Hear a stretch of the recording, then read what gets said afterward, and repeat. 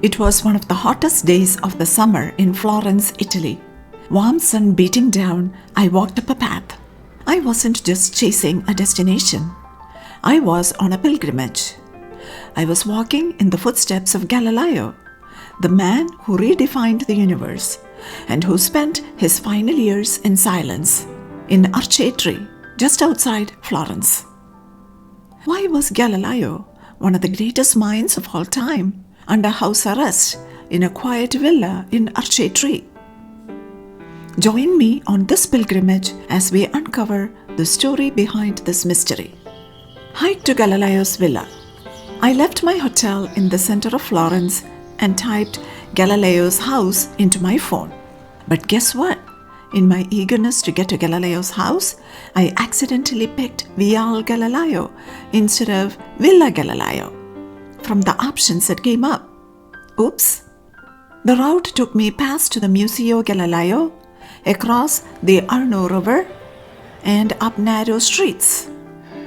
About a mile and a half in, I was halfway up the hill with stunning views of the city and the Duomo sparkling below. And then I turned a corner and saw two armed soldiers just standing there on a quiet, beautiful little street. I thought, wow, they even have guards here to protect the neighborhood.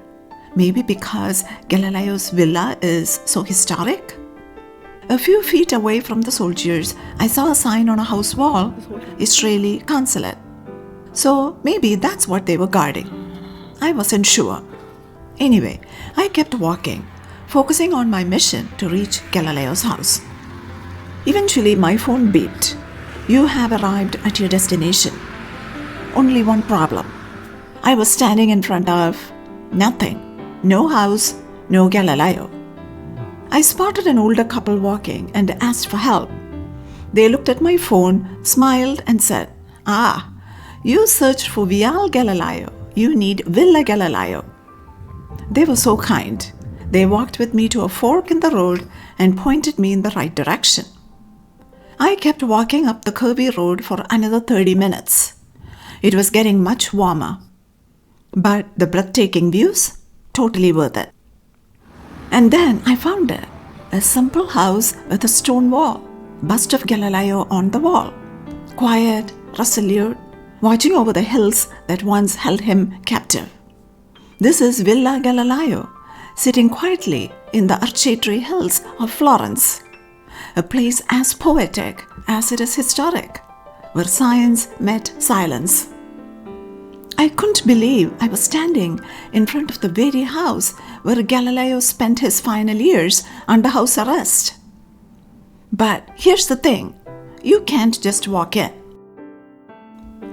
The villa, officially known as Villa Gioiello or the Jewel, isn't open to drop-in visitors. You need to book a guided tour in advance. Even though I couldn't go inside that day, I was just grateful to stand outside, looking in. I lingered at the gate, imagining Galileo pacing through his garden, or standing on that open upstairs porch I could see from the road, eyes lifted toward the night sky, gazing out at the stars. I hung around for about half an hour or more, wandering the quiet street, looking up at Galileo's house, trying to soak in every detail of the place where history was made. Why was Galileo under house arrest?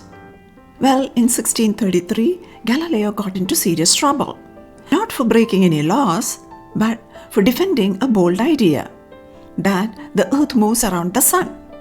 It was called the Heliocentric model, first proposed nearly a century earlier by Nicholas Copernicus, a Polish astronomer and mathematician.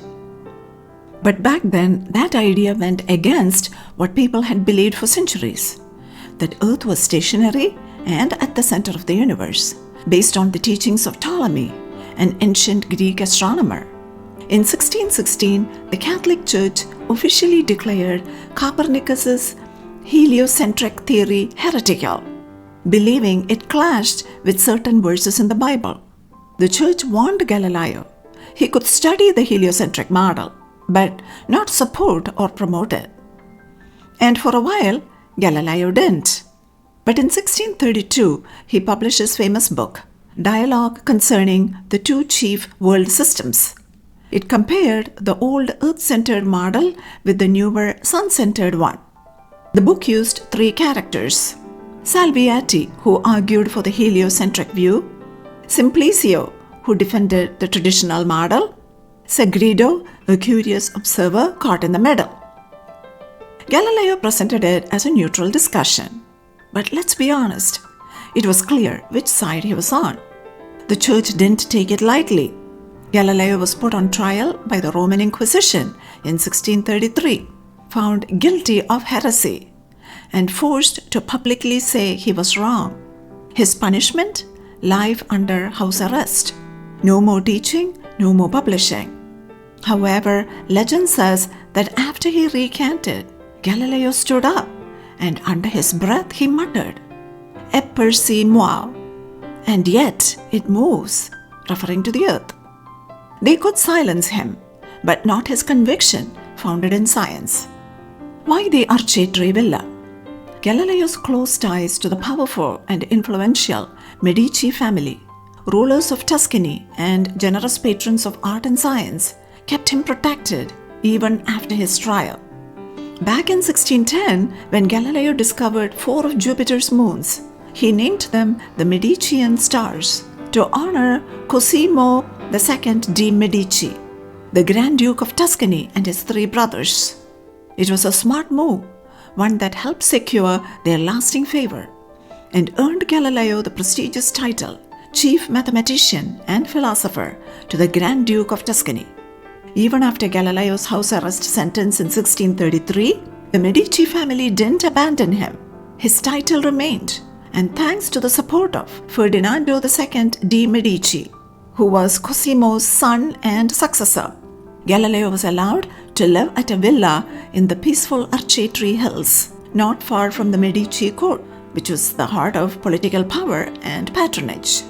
That villa in Arcetri was chosen by someone very close to Galileo's heart, his eldest daughter, Sister Maria Celeste, a cloistered nun at the nearby convent of San Matteo. Maria Celeste and her younger sister, both placed in the convent young, were Galileo's only daughters, born out of wedlock. She was his devoted companion, writing dozens of letters filled with love, wisdom, and practical advice. Sister Maria Celeste helped find the villa so she could care for her father from nearby. However, tragically, she died in 1634, just months after Galileo moved into the villa. Galileo's final years. Genius in captivity. Though forbidden from teaching or publishing, Galileo's mind never stopped working. Visitors came in secret. The English philosopher Thomas Hobbes visited him. So did John Milton, who would later write Paradise Lost.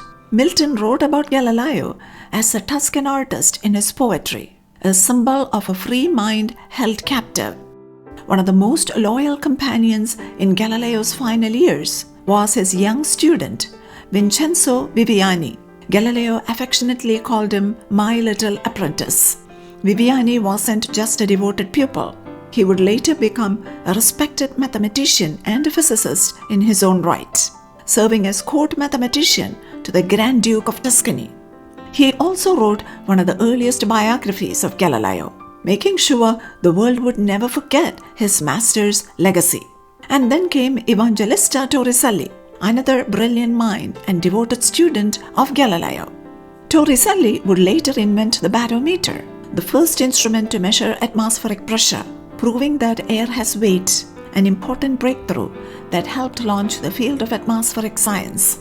After Galileo's death, Torricelli was appointed court mathematician to the Grand Duke of Tuscany, succeeding his mentor in this prestigious role. Galileo's son Vincenzo was a skilled musician and helped his father during these final years. He wasn't always close to Galileo, especially during the younger years, but eventually he helped manage his father's affairs and even cared for him when his health worsened. Even under house arrest and nearly blind, Galileo never stopped working. He secretly wrote and smuggled out his final book, Two New Sciences, which laid the foundation for classical physics. In it, he introduced groundbreaking ideas like kinematics and the strength of materials, concepts that would later inspire Newton's work. The manuscript was smuggled to the Netherlands and published in 1638, safely beyond the Inquisition's reach. On January 8, 1642, Galileo died peacefully at age 77. His final years may have been spent in confinement, but his mind had roamed freely across the stars. Galileo changed how we see the universe, not just with his telescope, but with courage, reason, and relentless curiosity. Today, back in Arcetri, Galileo's villa still stands, along with the Astronomical Observatory, a place where modern scientists continue to look up at the stars, just like Galileo did. And if you ever find yourself walking through those quiet hills, listen closely. You just might hear the whisper of a mind that refused to stop asking questions, even when the powerful church tried to silence it. The long walk back. After visiting Galileo's villa, I began the walk back down from Arcetri. The route was long, a full round trip of about 8 miles back to the hotel. My legs ached. I was tired. The summer heat clung to me. But more than anything, I was humbled. To walk the same hills where Galileo dreamed, questioned, and refused to be silenced. To see with my own eyes the place where a revolution in thought was born. It wasn't just a hike. For me, it was a pilgrimage. Here is Galileo's quote: "All truths are easy to understand once they are discovered. The point is to discover them. And let's always remember, truth has a long and winding road, but it always finds its way." Please subscribe, like, and share for more science stories. Happy learning. Thank you.